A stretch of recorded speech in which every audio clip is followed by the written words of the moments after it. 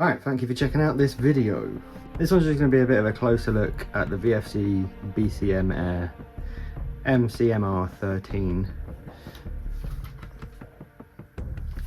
It's not like a proper review, it's not been used yet, it's just a bit more of a in-depth overview, I guess. So we're going to look at all the usual stuff, like what comes with it in the box, the build materials, the finish quality, the internals, all the usual stuff you kind of look out for when you're buying a new rifle. Off the bat, so far for me, I think this is the nicest VFC that they've done, like in terms of like the ARs, and hopefully that will translate into it being a good performer in the long term and have the same sort of longevity as my XM 177 that I've been comfortably using for the last 3 years with no like minimal issues that have been easy to fix and usually just caused by me doing stupid stuff with it. I also want to just have a look at this magazine as well. So it was ordered from Octagon Airsoft in Hong Kong with an extra mag, but this extra mag I thought I'd try out the Well Pro copies. So Well Pro have copied VFC's V3 system with their sort of KS1 and KS3 replicas, and I thought, you know, the magazines were about the same price really, but you know, it's always interesting to know whether or not, you know, you've got another source for magazines for when VFC ones are hard to get hold of. They're usually not generally like hard to get hold of, it's usually quite easy to get hold of VFC mags at good prices, but just food for thought, I wanted to try out the Well Pro mag and see what it was like. So I did my usual thing in the unboxing video. You'd have seen I'd got it out of the box and filled it up with gas, and then I left it.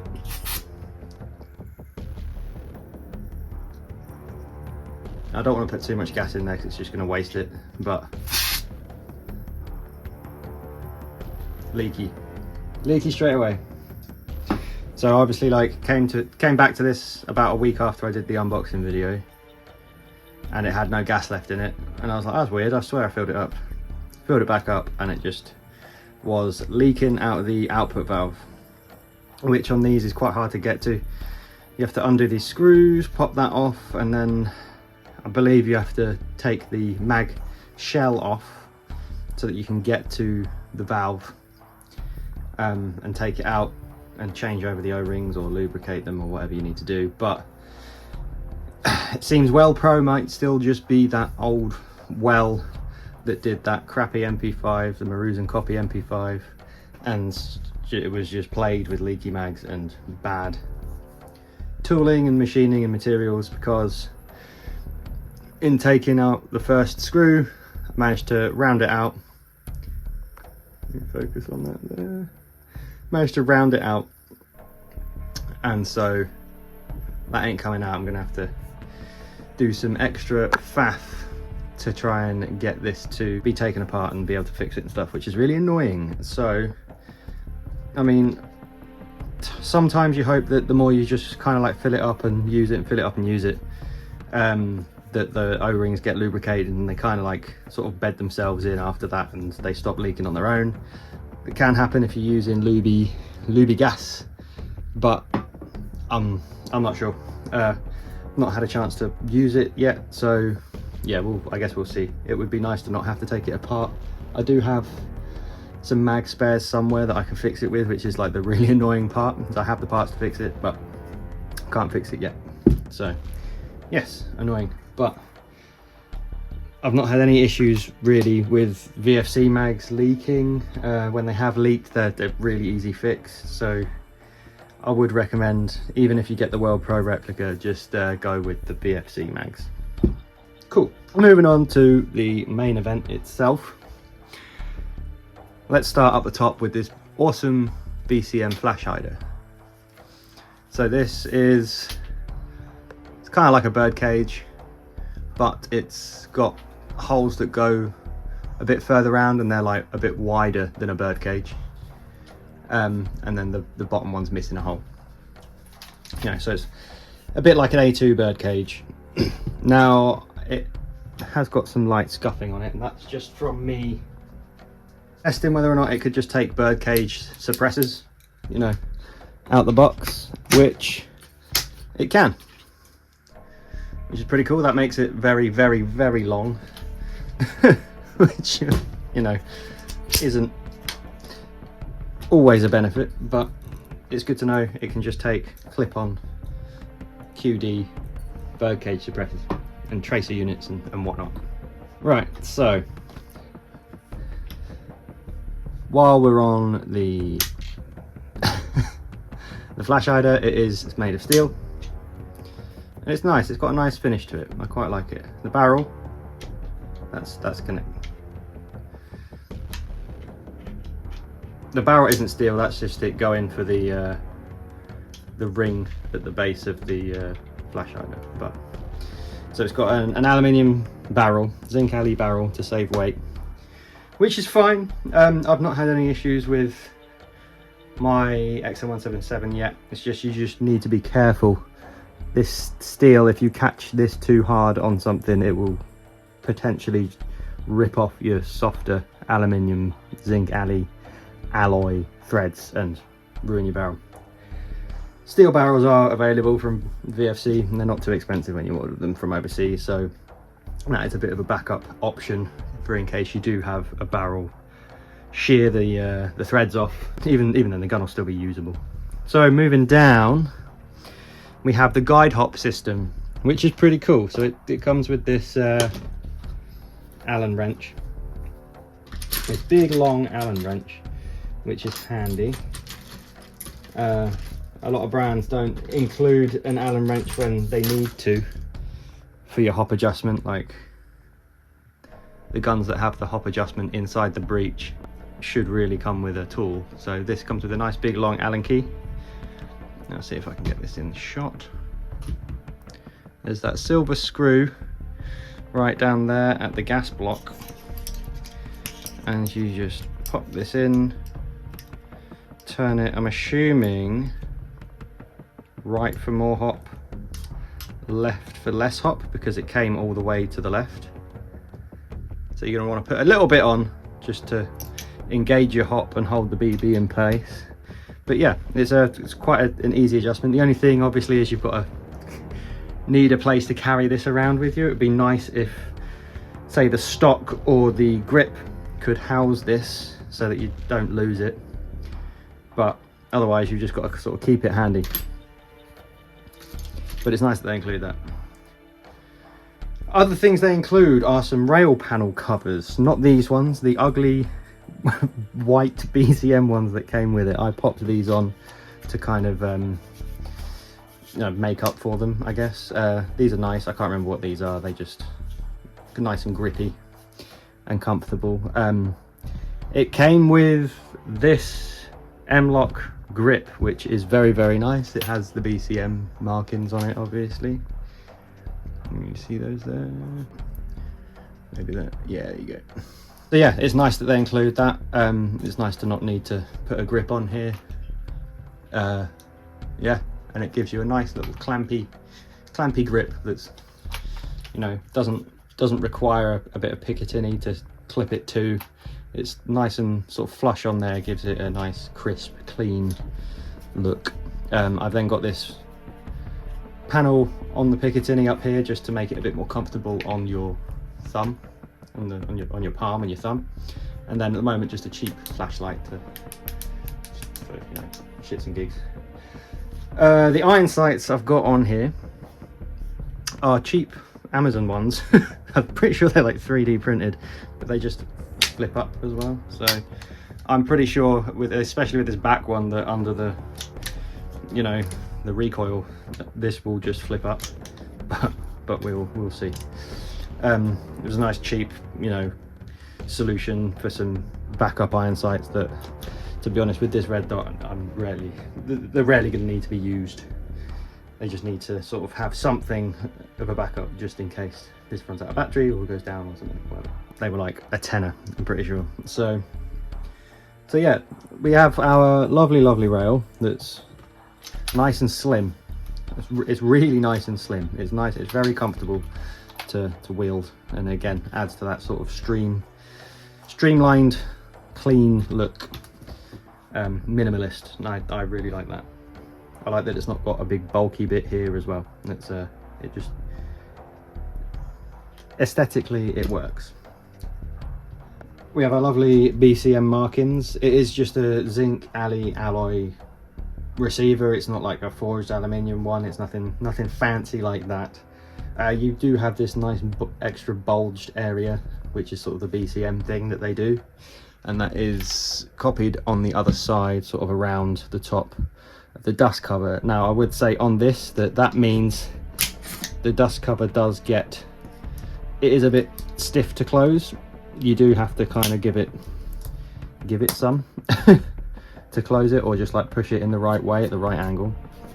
But that's not a problem. You'll also notice on the Bcm receiver the forward assist is like in a slightly different place. It's more further forward than it is on anything else. Makes absolutely no difference in Airsoft, or for this replica anyway, because the forward assists on these VFCs are dummies. They don't do anything. It is steel. You can kind of tell because it's the same color as the flash hider. On the receiver, the bolt catch is steel, the mag catch is steel, the pins are steel, the fire selector is steel, the trigger is steel. Or is it? Trigger might not be steel. Hang on. No, the trigger is zinc alloy, some aluminium. It's not steel. That's steel. The castle nut and the end plate. It comes with QD points. Comes with a nice QD point on the back of the end plate here, and it comes with one on either side of the stock. It doesn't come with QDs, so you do need your own QD points for your slings or whatever. The stock is very nice. I do quite like its slim profile. It's not big, it's not like the big chunky sock mod stocks. It is nice. It's got some texturing on the areas that require your fingers to grip to adjust it with. It is a bit finicky to adjust. You have to give it quite a bit of force to adjust it, and then there is a tiny bit of play,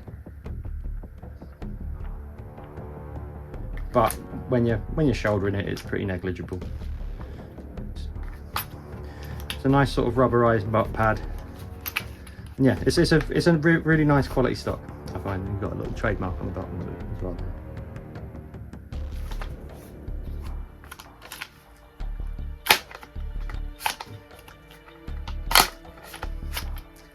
Yeah, comfortable, and when it is locked into place, it doesn't feel like it's going anywhere. Oh, on that position there, whatever I've done, it seems to have really stiffened up a bit. There's a lot less play, so maybe I'll just keep it there. All right, so popping it open.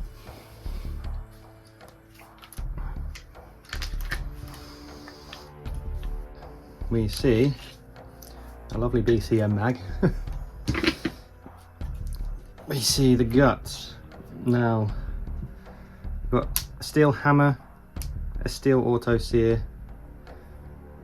and that's the catch. It's gonna be hard to get the, yeah, and a steel gas punch. All right. Steel hammer, steel auto sear, steel bolt catch, steel gas punch. All the important bits are steel, which is very good. And I believe on this one we also have a steel bolt. Let's find out. Nope. There's some steel reinforcement in there on the edge there, but no. I thought this was a steel bolt carrier. It's not a steel bolt carrier, it is the alley, and you can see a bit of wear there. It's a little bit disappointing, but I thought these had steel bolt carrier groups. That's not the end of the world. I mean, you know, for cold weather, aluminium is better because it recovers from cool down quicker. There's that rear sight popping up. It does sound a bit more pingy, which we'll get onto in a bit, and that's why I thought in the other video, in the unboxing, that it might actually be steel, but I don't think it is. Cool. So that's kind of our build materials. The finish quality, it does seem a little better than, I don't know, I mean, it's hard to tell because it's not very used yet. It does seem a little better than my previous experience with the Rattler, and even the 416C I built. You can see has some very obvious easy finish wear and tear. However, time will tell with that, I guess. I think the first giveaway that it is VFC's standard finishing procedure is around the charging handle. You can see that there. You've got a little bit of wear under here from the charging handle, and it's not even been used that much. So, oh, another thing, the charging handle is a Bcm Gunfighter ambi charging handle. It's very nice. Other things to note are that the gun isn't ambidextrous fully. You've got an ambi charging handle, but the fire selector and the mag release and the bolt release are all one side. So that is worth noting. I don't know if they've done another version of it that is ambi, but this one is not. Finishing aside though, the markings are all really nice. They're all really clear and sort of, they look like they're quite deeply engraved. The finish has a very nice texture to it. It's like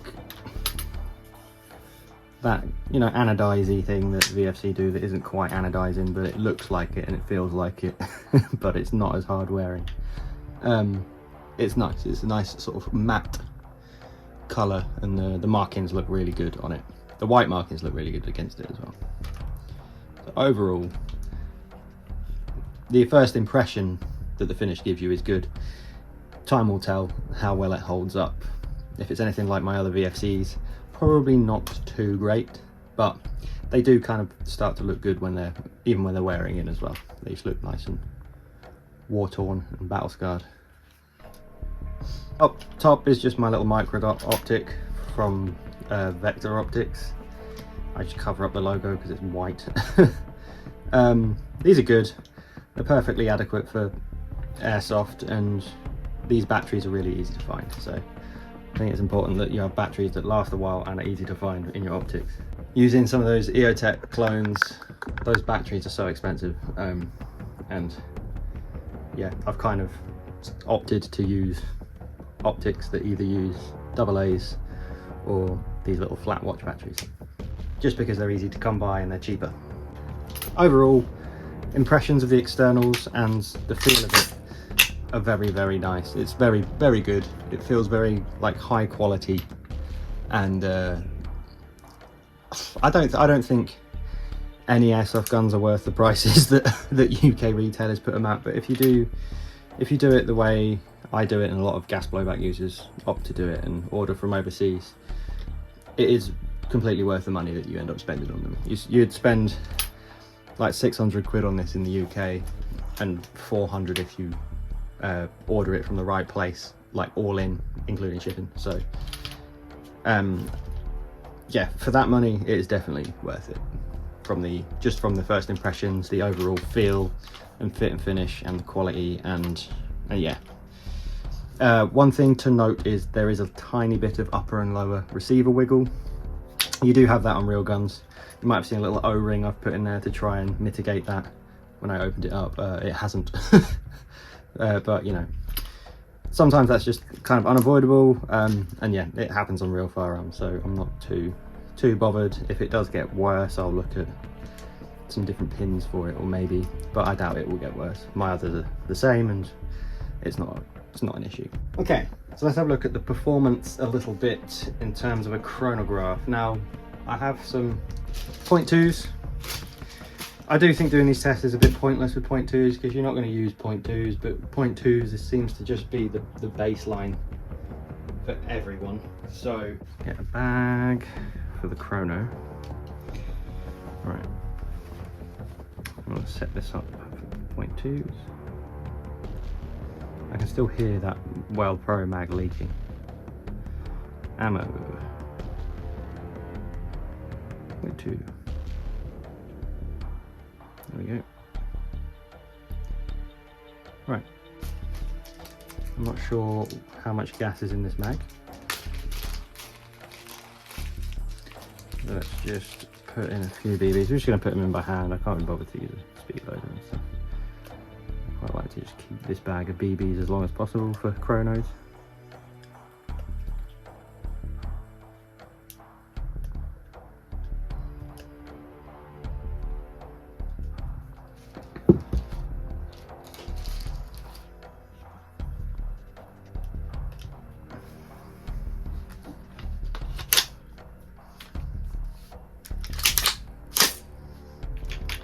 Cool, a little bit hot.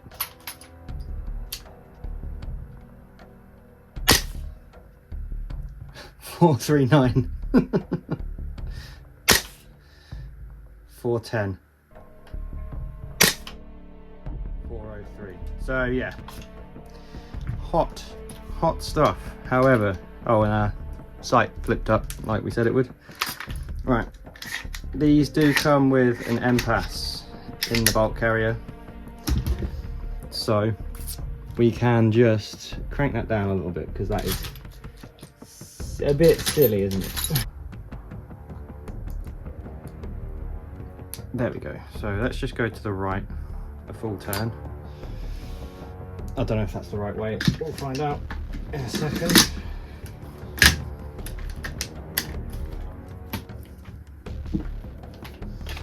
Okay. So that was 410. It came down to about 410. 220, there we go.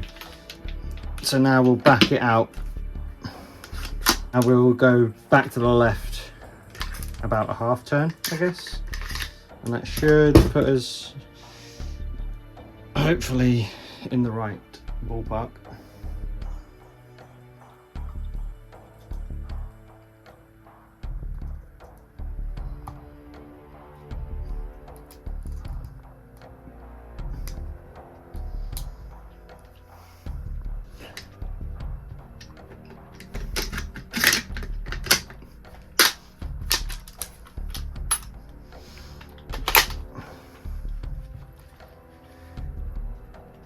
Also, yeah, I guess like doing chrono tests when you've got an MPAS is also a bit pointless because you can just change it. 377, 351, there we go. 355, cool. Still a tiny bit hot, could still come down a little smidge, but that's perfectly usable. You know, we can get that down again and it'll be fine for indoors and outdoors. Just do a little rattle off of the rate of fire on this because that's where I think this is very impressive. You know what I mean? And it just kind of keeps going like that. So I think it's, in terms of gas efficiency, it's definitely definitely up there. Definitely good. I reckon this will be a proper good performer. Be nice to see how it does out to distance. But I'm gonna have to wait until I'm at a game situation to be able to do that. But yeah, overall, very, very good. Very good, very happy with. Highly recommend. Just needs a little more on the MPAS to bring that FPS down to like a nice comfortable level. It is really hot at the moment, which obviously exacerbates it, but perfectly manageable. There's obviously plenty of wiggle room on that MPAS for it to come down more, so it's not a problem. Cool, so there we have it. A nice little more in-depth overview of the Bcm Mcmr 13. It's a super cool rifle. Obviously it's not mine, but I have been told I can use it, and I look forward to using it. I don't know when I would, because I've got loads of other stuff of my own to use, but it is a super cool rifle. Thanks for checking out this video. If you've made it all the way to the end, thank you very much. You're the best. Like and subscribe, do all that stuff. Do you have one of these? Are there any issues that I need to be aware of going in, so that, you know, I can sort of get ahead of them? Let me know. Thanks for watching this video, and I'll see you in the next one. Cheers.